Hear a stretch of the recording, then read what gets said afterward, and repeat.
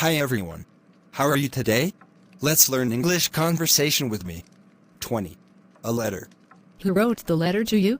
My dad wrote the letter to me when he was on a business trip. Did you keep the letter? Yes, I put it in a folder. Whenever I'm down, reading his letter would be a good way to cheer me up. What was the letter about? He told me about his new workplace and how things were there. How did you feel about the letter? I was glad to know that he was fine in another city. Do you have a letter collection? Yes. I collect all the letters from family and friends. It's one of my hobbies. Do you like writing letters or emails? I prefer writing paper letters. Do people in your country usually write letters? Years ago they did.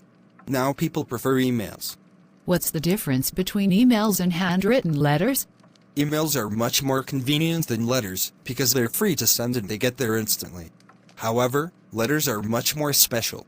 Why should we write letters to friends or relatives? It's a good way to show love to people you care about. Thank you for watching my videos. Please subscribe, like and share the channel, Sreyoun in order to get more video. Thank you.